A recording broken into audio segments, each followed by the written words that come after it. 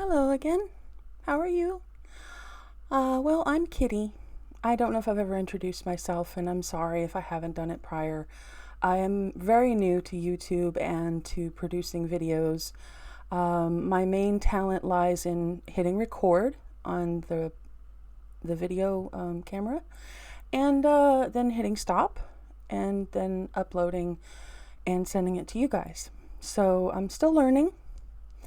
Obviously, I make a lot of errors, and maybe that's entertaining. I don't know, but I do know that I'm very happy to learn new things, and I know that there are programs that can help me get better at producing better videos for you. So if you can think of any specific program that I could use that would help, I would be very appreciative. Because I'd like to learn some more about this, and that way, maybe I can make my videos more interesting. I could input some links, or maybe I could even do some reaction videos to some things, because there are some videos that I've seen that, frankly, I have had plenty of reaction to, and I just think that why not? It looks like fun, and I watch plenty of people as it is do their own reaction videos, and they make me laugh, and they're fun, and I love them. So why not, me throw my ring in the pool as well. So the topic of today's show for me is the difference between shopping for food in Texas versus England. Because I spent plenty of time living in both countries. I lived in Texas in my formative years from 1994 until, until I graduated 1989 to 1994. And then I graduated, I left, I went to the military, and then after that I returned back. And so I've spent quite a number of years in Texas, and there were little towns I lived in, and then the capital itself. So, I've been all over Texas, and it's a beautiful, beautiful state. And you can find all kinds of different environments there. It's amazing. And I hope in time I can tell you a little bit more about that, because, I think in the news you've seen a lot of things that might be seen as negative. And it's hard to have a good perspective on any particular subject. So, maybe I can give you my perspective and see what you think. But when I lived in Texas, especially, ordering online just was not an option. Even later on in the years when it was an option, we just never took advantage of it because it wasn't feasible. It was so expensive. However, the funny thing is, when I moved to England, I came to find out that actually the delivery fee was about £5. And if you get one of those, it's like a club membership or something, it goes even lower than that. And you have to understand, where I live, it's a small flat, and you leave the front door, and then you go up the hill, and the hill is like one of those hills you would imagine a mountain goat climbing. It's very steep, and it's very, very steep. So that's the nickname. I just thought it was funny, but yeah, So having them delivered was a very good thing. And they bring them to your door, and it's really good. But when I lived in Texas, if somebody had told me that they were getting their groceries delivered, I think I would have thought that they were, well off, or maybe they had a little bit more money. It's not really like that, but it is nice having them brought to the door. So, yeah, I totally recommend that. The funny thing I found is going into the actual physical stores when I could before all this lockdown. I was still in Texas when I was shopping. I still wasn't thinking, well, okay, different climate, different possibilities. No, just, let's see, do you have fresh jalapenos? And they looked at me like, no. What do you mean fresh? I think one of them actually said that. And I looked at Gaia and I thought, have I done something wrong? And she's like, no, they just don't have fresh jalapenos here. That's like asking for fresh coconuts or something. You're just not going to get it. And I was like, oh, okay.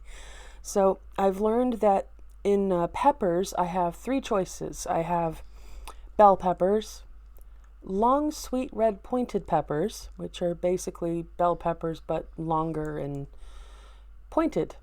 And then, of course, you have the, what are those called? Scotch bonnets.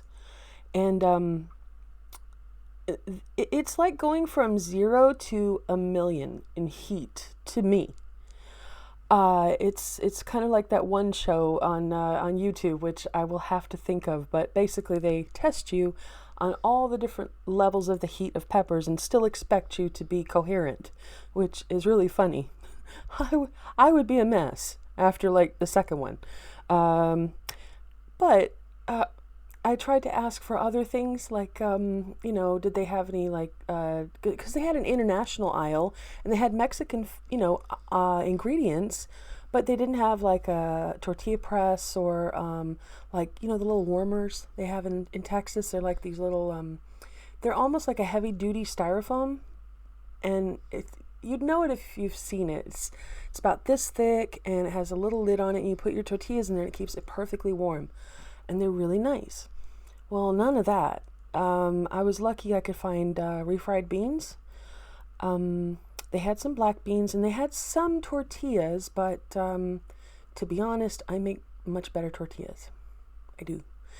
Because the cool thing about tortillas is when you're making them, the water, any of the liquid that is required, if it's water, you can always put a stock cube in there of whatever flavor you like, and you can flavor that water up, man. Just, put some flavor into your tortillas.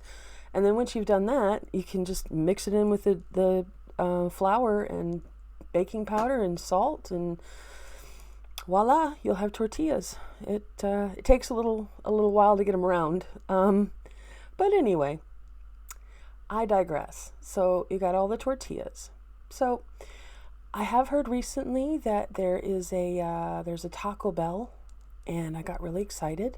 I thought, oh, because I used to like the taco salad once in a while. Those are kind of cool. But because of lockdown, it's really hard to get down there into the center of Plymouth, which is around about where I would have to go. And then I've heard it's open for delivery, so it's a little hard to know, but eventually I hope to get down there and try that. And I hope that, I can give you guys an honest review, and maybe it'll help someone who wants to travel down this way. I don't know. But I have to wait on that. And to be honest, the one thing I miss more than anything is a taco truck. Just a regular taco truck. I lived in Austin, Texas for many years, and just around the corner from my house was a taco truck, and it was so cool. I'd get off work, and then I'd get off the bus, and I'd walk past this place, and if I had the money, I'd get dinner for everybody. And it was super easy to do. It was really easy to be like, what would be the word, like just really giving. But yeah, it was like $8 for a whole chicken, and then it had all these little sides like this roasted onion and tortillas, and these were really good corn tortillas. They were so good. And I think you got peppers and all kinds of other neat stuff, right? So you get all that, and it was like $8. I'm not complaining. So I miss that kind of stuff, So I've tried to like pick up some of those techniques and learn how to do it in my own little kitchen. So that way, I can at least have a little bit of the Mexican food I love. Because I grew up with it, and I was spending time in the kitchen with this one lady. She was my friend's mother, and she'd have a spoon in this pot and it was lard, and she'd take a little spoon of it, right into the pan, it'd sizzle immediately, throw an egg on there, and then you stick it in a tortilla, and that's how you had your breakfast. And you know what? It was good. It was really good. I do recommend it. Don't go overboard, obviously. Very, very irregular amounts of that, and I think you'll be okay. Um, but yeah, I have a lot of good memories of growing up and learning things like that because it was a lot of fun. I had one lady teach me how to make tortillas, and I picked up on it pretty quickly, but she was a little overwhelmed, if you ask me.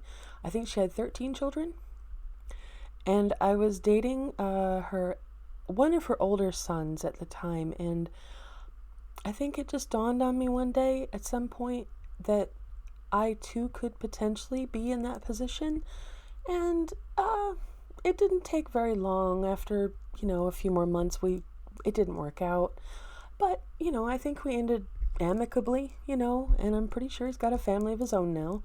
But I just that wasn't what I was wanting. Not for my future anyway. Um, I miss churros. I miss Fiesta. It's a grocery store. That was a really cool place to go into because as soon as you went in there, it was all like smells, and huge piles of tomatoes and limes and like their special bread. I don't know what it's called, but it's a really nice bread. And it had this bright pink stuff on it and yellow, and they're really nice, and it was really fun to go in there and just go crazy, try new things, and who knows, you could discover something new every day. They had cactus leaves in there, and from what I understood, they were really good, but I was really afraid I was going to get poked, so I never tried it. But yeah, I might at some point in the future. You never know. Now, I'll tell you one thing I really do miss from Texas. Well, hell, from America, really. Velveeta. I'm not a huge junk food junkie, but man, when I have like nachos, I really want something that melts kind of like Velveeta. And I have yet to find a substitute. You can use real, like regular cheese on there, real cheese. But you're going to get those like oil patches, and I don't really want to see that. I've tried to make cheese sauce, and that didn't quite work out the way I was hoping. So I'm kind of leaning back towards Velveeta. The trouble is, anywhere you go to try to purchase Velveeta cheese, online or anywhere, is ridiculously expensive. And that's not even talking about, the import fees that you could potentially be having now, I'm imagining.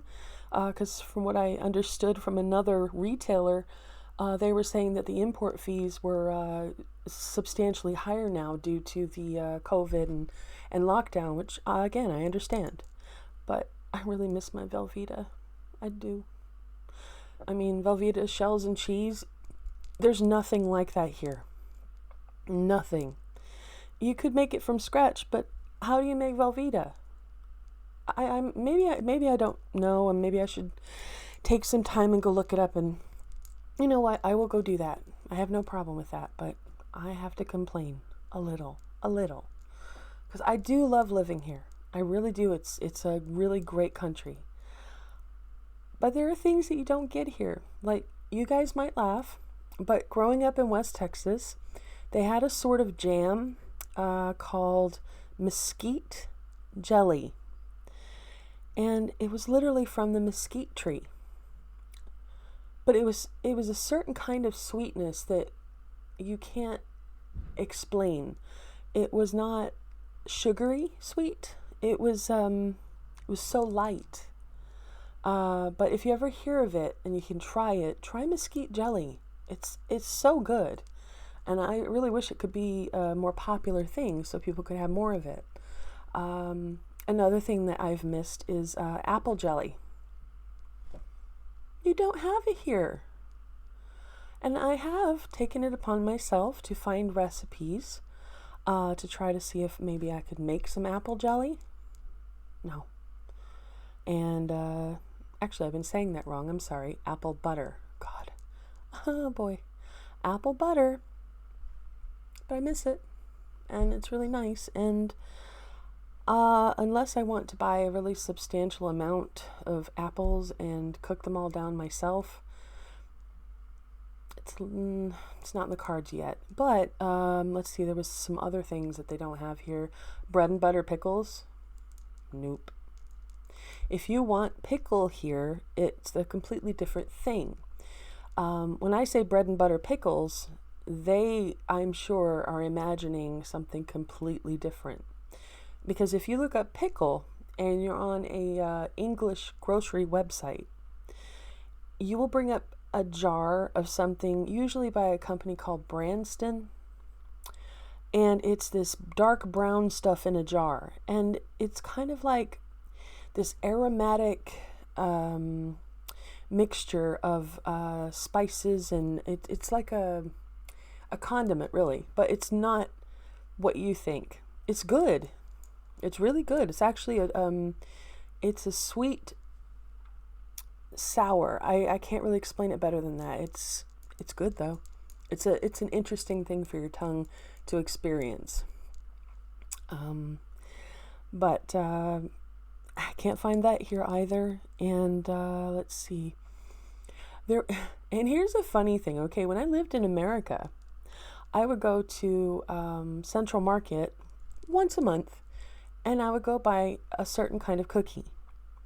And it was by Cars, I believe, and it was a ginger cookie on the outside, and it had this tart lemon stuff on the inside. Well, on my way over here to England, occasionally on the flight, I had a thought when I was eating, or whatever. I thought, oh, maybe I can get those kind of biscuits. Be nice. I get here and I can't find them anywhere. How does that work? That doesn't seem fair.